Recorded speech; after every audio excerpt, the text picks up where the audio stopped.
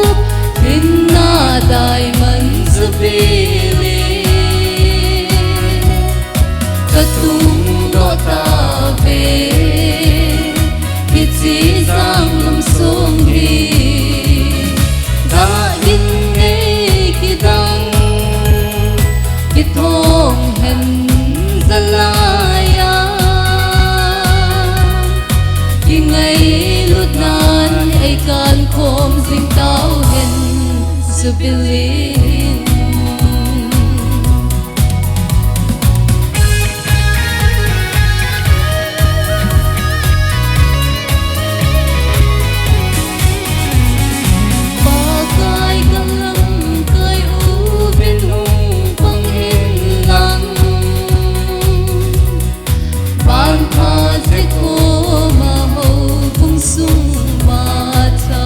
la di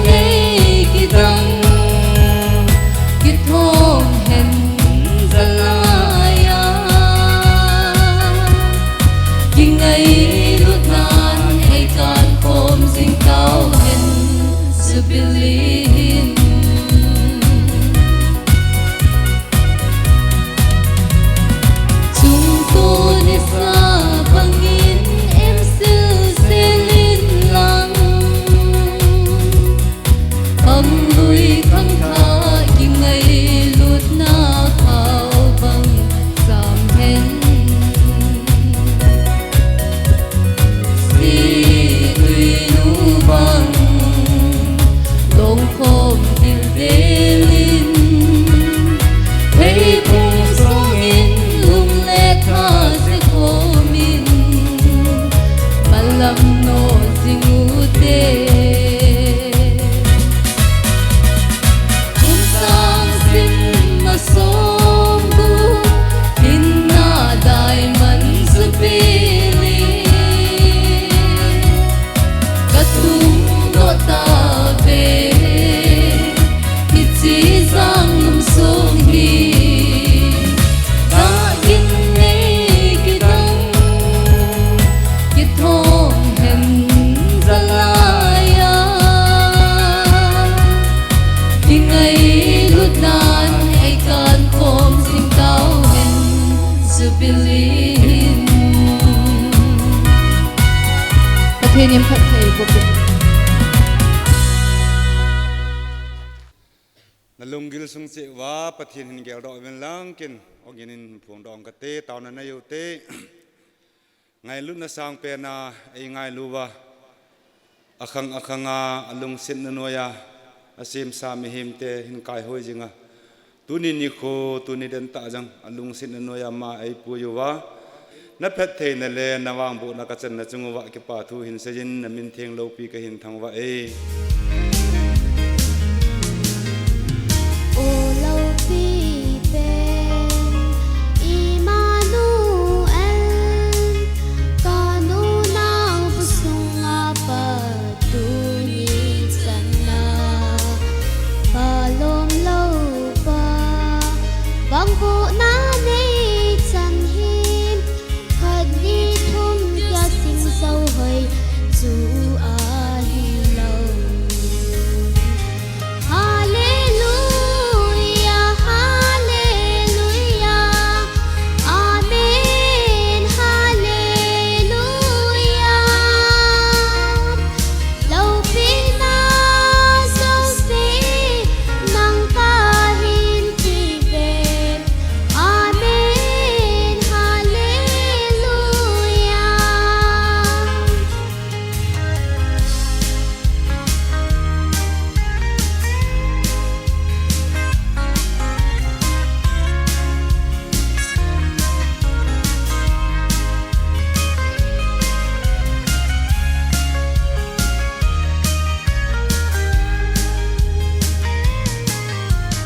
Ô lâu phi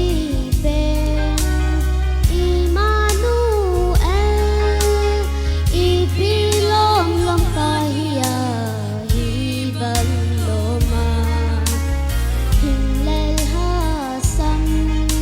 nay bùi hối đan te hi ka ki pa tang ngày ô hallelujah Hallelujah, hallelujah, amen, hallelujah. Lâu pina sông si nang kahin tiben, amen, hallelujah.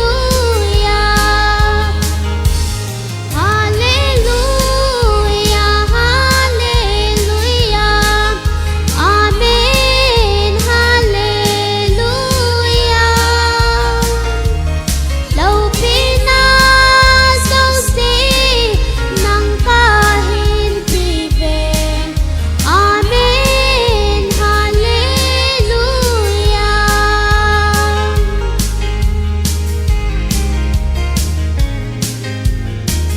Okay, bye. Nunga ni hoiting ki paumin langai tani sapi vin tua hi min phun do na chule lakba ECI to sim chomcha akiti in area advisor pujang khulun ama yung nei pi ule ki paumin tip kum sang ka jako somnga lagit lagba conference masapin muno manam ijwa para ตัวนี้ไอ้เราเลยยังกุมสร้างนี่ละสมละเกต ECI จะนากุมสมกูพิจารณาอิมปุยวะเราปีจุงลุงเสร็จนั่นแหละคนโตนายปุยอีป่าวประเทศมาสเปนแต่ทางว่าละกันเปลี่ยนนี่ไอ้เจ้าตัวนี้ขวาลายมือนางอยู่ที่คอมหอไงรู้นะปากไก่ไม่นาองค์ที่คอมหอโยเซนบอนจาวินก็ไงล้วนก็กี่ปนั่นแหละก็ไงรู้นะกับบอนนบอนจาวินสลามกันบอลเวปากไก่ประเทศนี้ผมไม่จันกันปุยหอยงเสียจุงอ่ะทำพันละวางพันนะเปียพันกิโลคอมละสุงอ่ะECIสุงอ่ะตลกมาลายหลักบ้าLKBAวายนับสาวอันนั้นสาวตัวน่าวางตลกมุนโจมากี่วายปูน่าตสาวตัวน่าหงหอตัวจุงไดมันจุบลีเกี่ยวกับหอสู้ECI จันทร์เอเรียเตียนก็เกี่ยวกับลุงเสียดูก็ง่ายรู้เว้ยยี่จนที่เขาที่ป้าวันน่ะไปอยู่ปูวิ่งกันที่นอนแล้วเสียนั่นแกลิวิ่งลังแล้วมันจุบลีบอลว่าให้ที่อพายองมันไอ้บอลปีปอยตีนวางนั่นแกลิวิ่งลังไอ้เห็นละแล้วมันจุบลีเมอร์ซีนั่นเองเนี่ยจ่าขยี้ก็บอลน้องกับพาเดลังช่วยบอลตั้งกันที่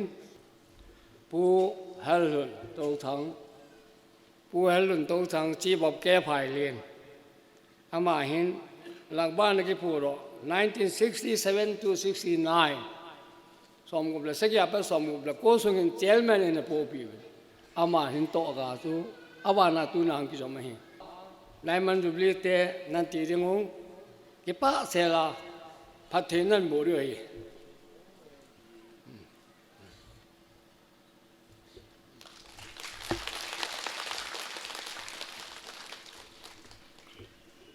อามินอับบานิน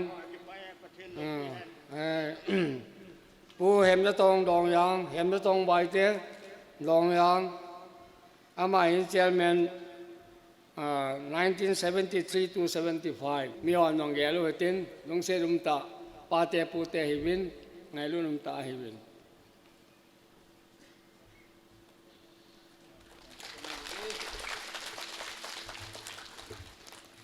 อาบานินผู้งำคุเลตเอาคีบมุนปีเซกตีหลักบ้าฮี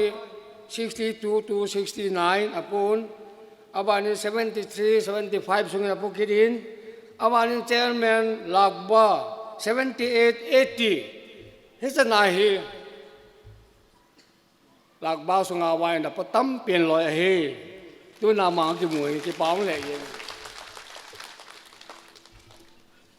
อามานินผู้เล็ดเห็มจะตองใบเตกังปียังอามาฮีไอ้หัวเบตันเอเวนจิลิสไอ้นั่นเป็นว่าสุดเลยอาบานาเจ้าเมียนายองกุมนี้นะผู้เห็นอามาตัวนี้อากิโกดุงจินกี่ป้อมตาจอตาป้องเงิน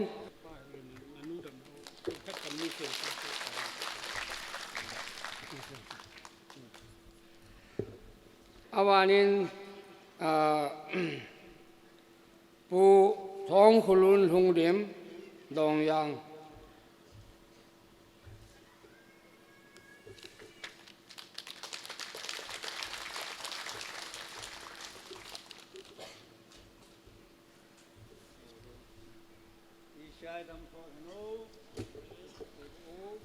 อาบานินตัวเห็นตัวนาฬิกาเห็นเขาโกนี่จันทร์ยังจันอาบานาตัวอายุนเร่งเห็น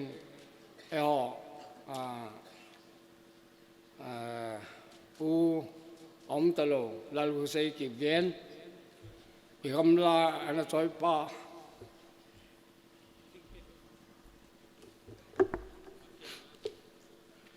ก็ฮัลหอน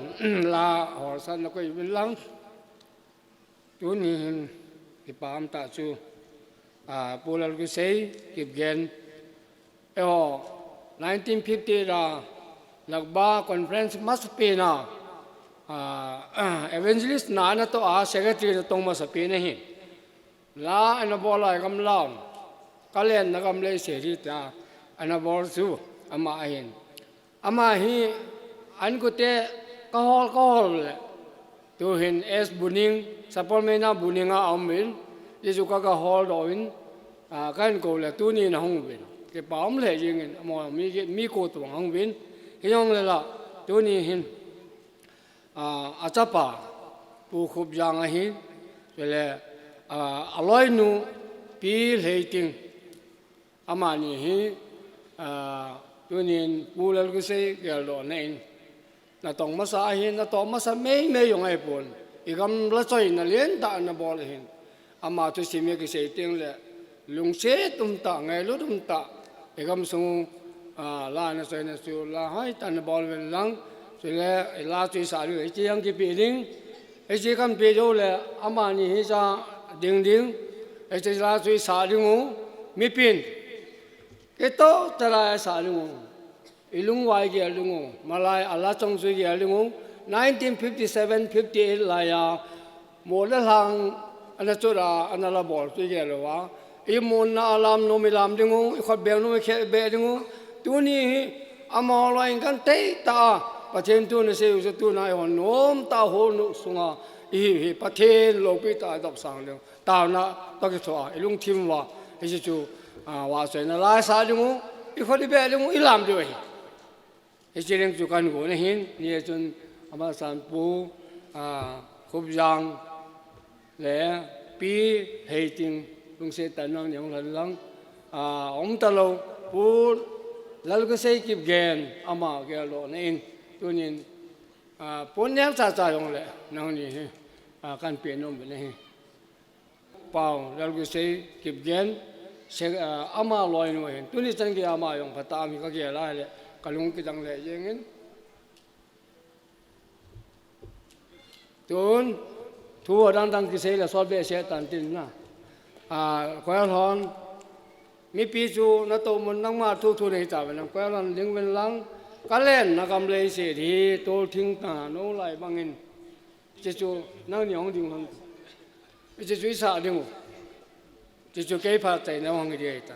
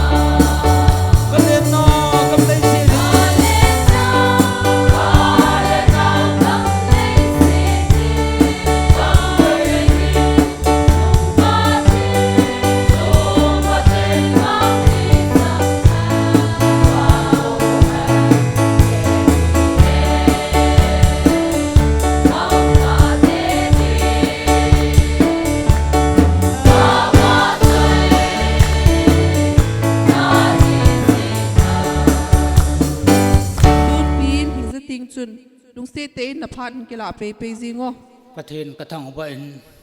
ก็แก่พระเราก็ไงพระตัวพระเราที่ตะบังพัดกิดังตาหอประเทศนี้เอเปียก็แก่ละให้แล้วเฮ้ยจีตัวนี้ฮิตบังเฮ้ยจีมันน่ะประเทศทว่าเกี่ยวข้องมากี่มูตัวความกิจวิธีก็มังกันจงก็ในแก่พระปนไอ้บางประเทศนี้เต่าหนาวสังเกตเกี่ยงกันลงที่มากันส่งมีจังแหละภาษาเกี่ยงตัวจงฮีพานมาสัพยาปนาจะกำมูนอมนั่นแหละจุดจังแหละอัตัวบางต้องยุติยองแหละสัพประเทศสัพปูอินจะกำส่งแต่บางประเทศว่าจะละสานาจานละจะจุดเต็มประเทศนั้นต่อนกำมีหายไปแบบมดแต่จริงทีเกี่ยวกับน้องกันเกี่ยวกับเป็นประเทศเฮงกันกันเต้าจริงประเทศนี้บางมีห่อฮีอาตาวนาอาตาตาตาวเตหะวังจังไงพี่จิงเหตุจุดสามเลยขบวนเสียประเทศนี้น่าเห็นตรงนั้นเหตุลักบ้าอิสราเอล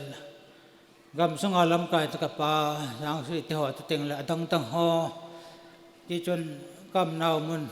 อินฮอลดอวินเพราะนั้นจังกี่หัวปีเป็นจินตาสมัยลงก็กี่มุตโตเป็นในที่งอวินที่จะบังปราหัวจงกี่หัวเป็นกันในโจปอปีฮิจงเลยตัวนี้เห็นกี่หัวอินสุงมีหันจงหุ่งคำที่จะกันเอาเตหอกี่หัวอุจาฮีอินสุงกะเสยลังอินสุงฮิทุสิมาจงนโมติงวะหินอินสุงฮิบางเสกะฮิเป็นกันนุมาสาวจนจันมูทมตุภาษาขัดอันนี้จะอมอฮีอาหินเขาไปอาตัมจ่ออาหิตาเป็นดีจนฮิจงเลยในเฮดเทียมตัวนี้ไดมอนด์จูบลีคอมมิตี้เชอร์แมนเซกเรตรีกับป้าเตนี่มันนังกันวุฒิต้องเกี่ยวกับสังป้าเมนเต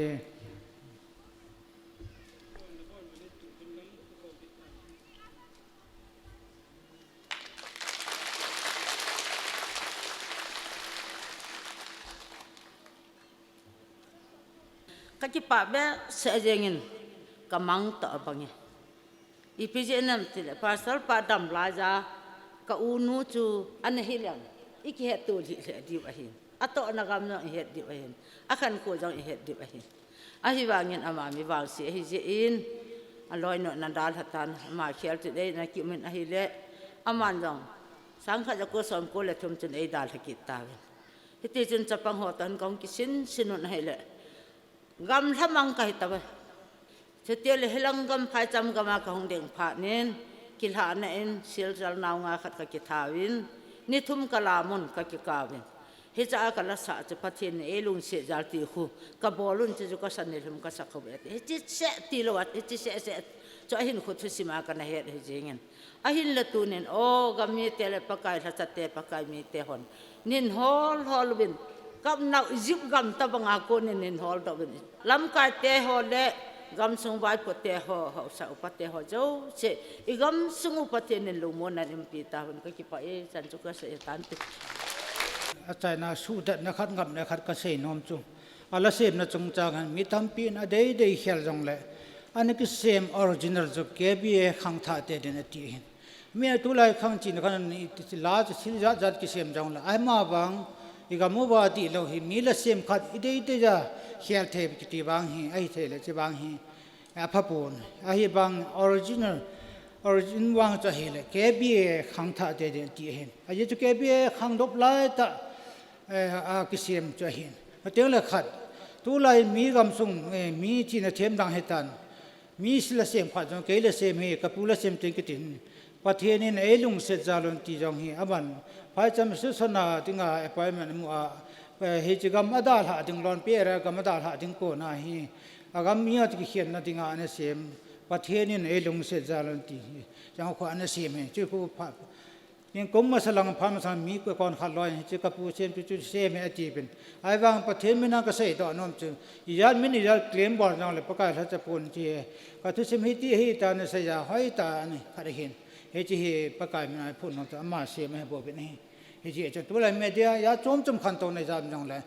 อาเซียมฮอนอันนั้นใส่เวลาอาเซียมปัตตานันใส่ห่อฮีอิสุเมลเราดีวิก็ยังมาแทบพลายมันเราดีเฮกี่ห่อยังลงเล่นตาแกงาตาจูป ประเทศละมากะเฮอามาเกี่ยวอะไรแต่กะเปียไว้เฮจนจะว่าอย่างเฮก็กะใส่เจ็ดนวมเห็นก็ใส่บาตันพักกันละสอลบาตันกี่ง่ายดำเต็นสันสุดตันตัว จนตัวนินโอ้ยปูลัลคุเซอามาอันตะหิจงเลอร่อยนูตัวนี้นูฮีอิลาบาลิมเลเมลอิโมเวนอีกำสงวาดิงาทะกาวหินขวาดิงานุมัสซาอหิตีฮีอิพงโดอนอมวินอามาซาลินจงปาปทินเวลินอิทังวาวินตัวนินกำสงานูเตโฮอินอามาฮีไงลุนัลเลกิปานาซาลินปนเวขัดเวปิอุเตติหินกันโกงวินจะสูนูจงสูลังเอาเงินลัง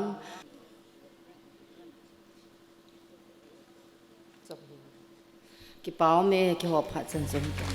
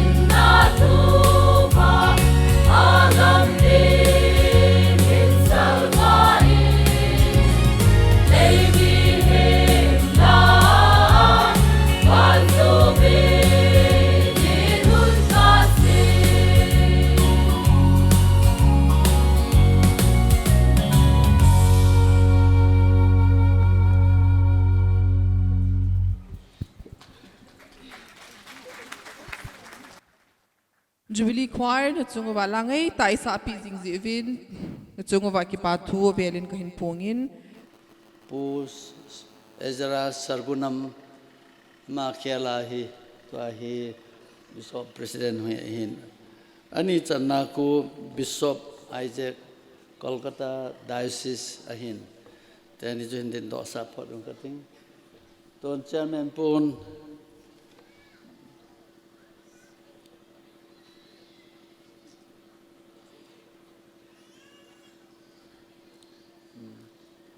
Ale put be pitatan khat be. Okay. Reverend Isaac Mangaraj or Kolkata Diocese until peri hotanang manna. Ale amen. Reverend Dr. Pu Khaijakam Setan edit pikin lang eho gam sungwa ipau yu ma eho pizo so speaker po hin former principal Evangelical College of Theology for the pikita viting pu songate pu doctor songate ayin nei pitong ding lagi pawmente oi piyong chu ngai lut thil pe nu ten karan pe di bahin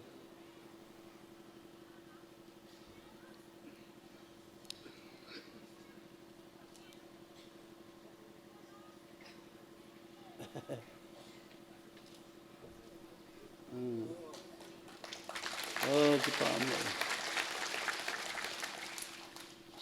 again tete ini edison lum again an bol pa dam sela tunya hi phadhum cha an polu na chunga tang bem chunga semin thang len thang MCS officer ma chunga eho isai pumpi isai general isai chule chandi le jong le tuni ki khom ule naw ho jo se thakele chunga ki pa thu kan sein til neu chaung le engai luin happy ve tia ase na dingen pon khat chu chairman in silpi le ki pamte.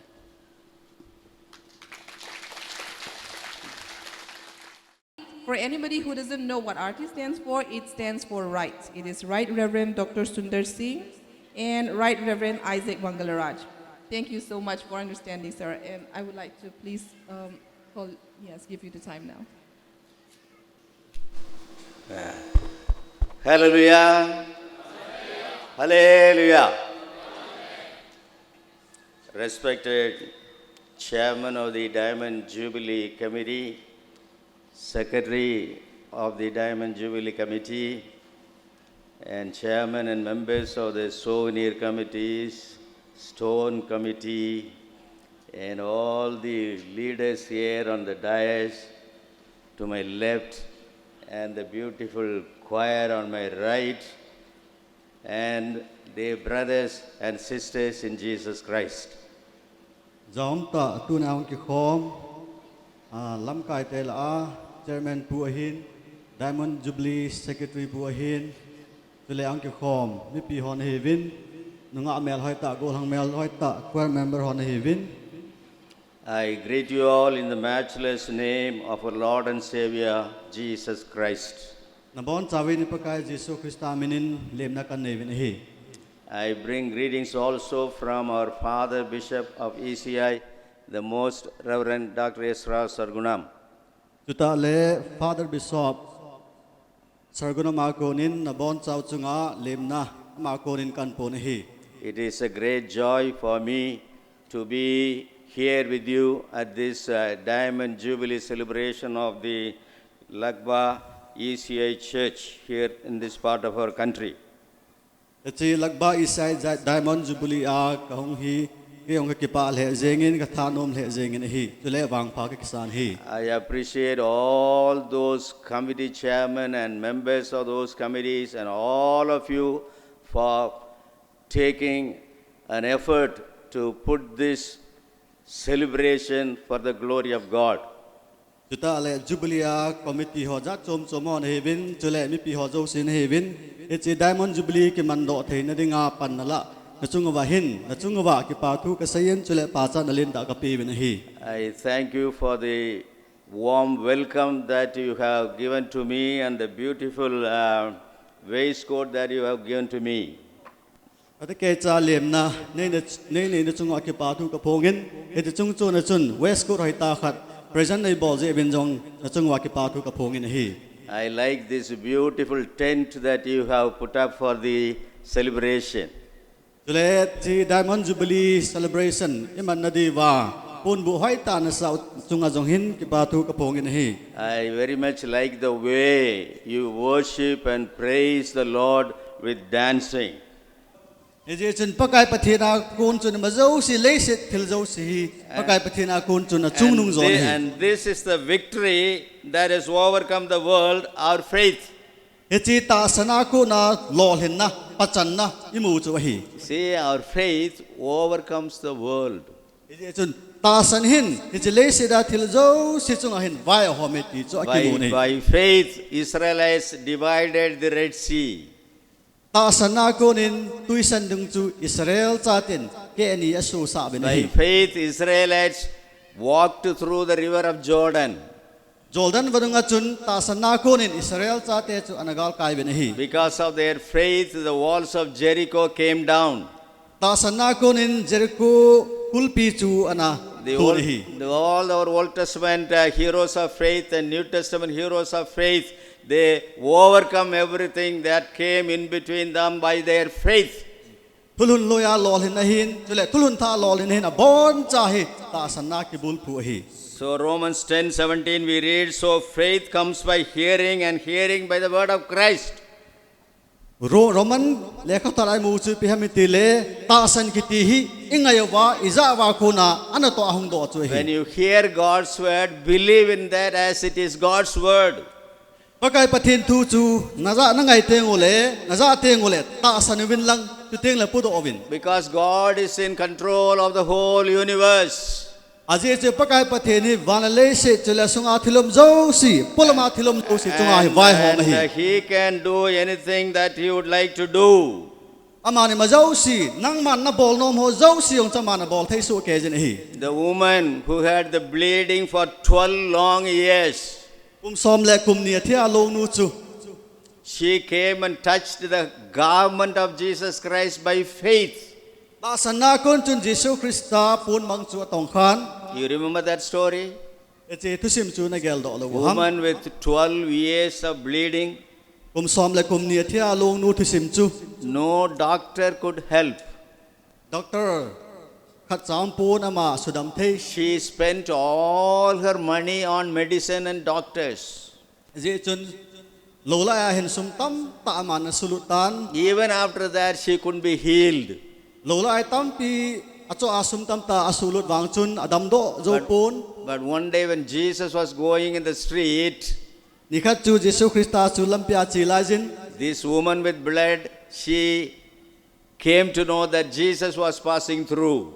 Eche lampia chun Jesu Christa chu ahung tai ti chu hi chu mai nu chun a hen. So in the big crowd of people, she somehow got near Jesus and touched the garment of Jesus Christ. Mi tam pi mi zala chun ki bol na nen chin mai nu chun Jesu Christa pun mang chu ka tong khan hi chun hi chi jubilia hin pakai pathina chun ni ma zo si ilung thim ta sa pum piu pe huitin ki tha se mo hite. May God bless you abundantly. Na bon cha bin pathinin pathin ling serin pathin abo han. Paumin, thank you, Right Reverend Dr. Sundar Singh, for that hopeful speech. We'll now have a special number by the choir, and then we will have the closing prayer by Right Reverend Isaac Mangalaraj, and that will be the end of the afternoon session.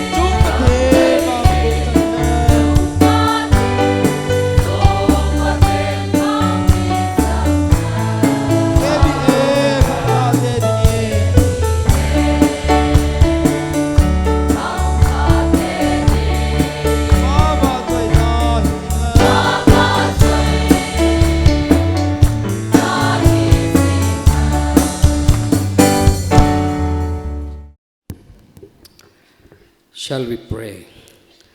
Hallelujah, hallelujah, hallelujah. Lord, we praise you, we worship you, we adore you, Jesus. Hallelujah. Thank you for the opportunity that you have given to us to come into your presence, to worship you, to adore you. Hallelujah, Jesus. Oh, Jesus, you have come into this world to set the year of Jubilee, Lord, to proclaim the year of Jubilee, Lord Jesus. And we no need to be under. In Jesus' holy name we pray. Amen.